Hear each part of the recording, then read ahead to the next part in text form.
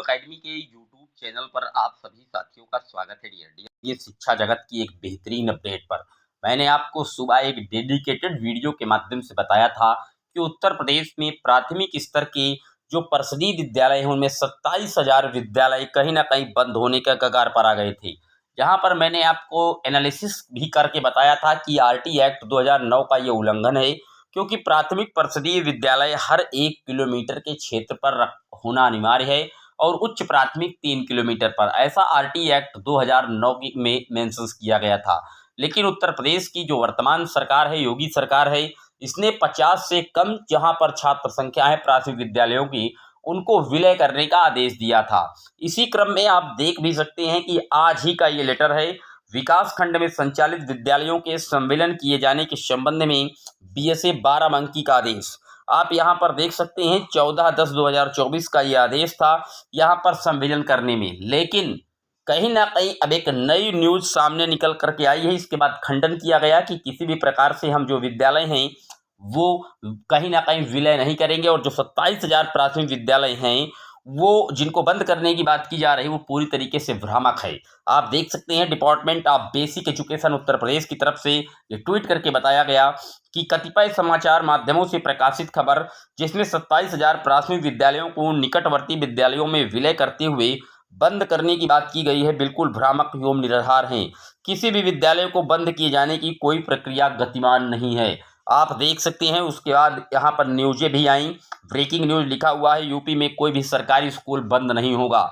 इसके पहले मैंने आपको बताया था कि सरकार पर दबाव बनाया गया है। आप जानते हैं उत्तर प्रदेश की पूर्व मुख्यमंत्री रही सुश्री मायावती ने भी स्पष्ट तौर पर कहा था कि अगर किसी भी विद्यालय में नामांकन की संख्या 50 से कम है तो ऐसा कोई काम कीजिए जहां पर नामांकन की संख्या बढ़े।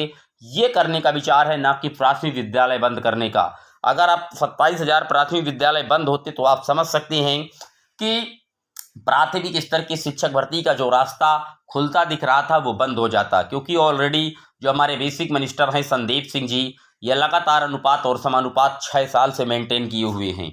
प्राथमिक परिषदीय विद्यालय में भले ही जितने रिटायरमेंट हुए हों, लेकिन इनका अनुपात एकदम सही बैठ रहा है। आज तक इनके अनुपात में कोई कमी नहीं आई है। ये भी आप जानते हैं, क्योंकि शिक्षा मित्र हो, निदेशक हो, सबको ये ऐड करके अनुपात और समानुपात एकदम फिट बता देते हैं।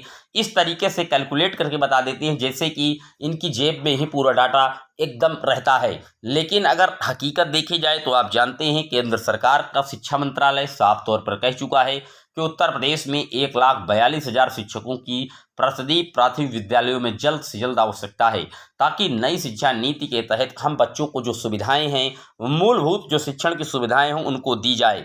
कहीं ना कहीं सरकार के ऊपर दबाव है, कई तरीके का दबाव है, जिसको लेकर के यू टर्न लिया गया है। फिलहाल अब उत्तर प्रदेश में जो 27,000 विद्यालय थे परिषदीय प्राथमिक, बंद नहीं किए जाएंगे। उनका किसी भी प्रकार से कोई विलयीकरण नहीं होगा।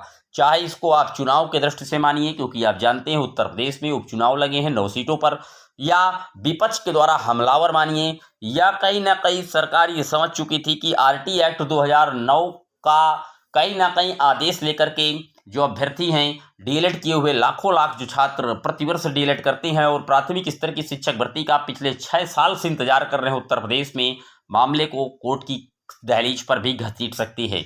इन सारे तथ्यों को देखते हुए फिलहाल कहीं ना कहीं स्पष्ट आदेश जारी कर दिया गया कि यूपी में कोई सरकारी स्कूल बंद नहीं होगा, ना किसी भी प्रकार का कोई विलयीकरण होगा। साफ तौर पर संदीप सिंह जी ने भी बयान दिया है, स्पष्टीकरण इसका आ चुका है।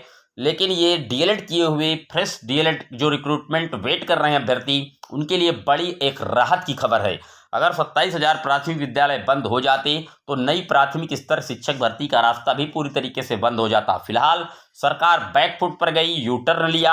अब चाहे इसे आप चुनाव का दबाव मानिए, या विपक्ष के द्वारा किए गए कटाक्ष को मानिए, या नए जो डीएलएड के कैंडिडेट हैं वो आरटी एक्ट 2009 का हवाला लेकर के कोर्ट की ओर जाने का जो रुख बना रहे हैं उसको समझिए। लेकिन फिलहाल 27,000 जो प्राथमिक परिषदीय विद्यालय हैं उनके विलयीकरण पर पूरी तरीके से रोक लगा दी गई है।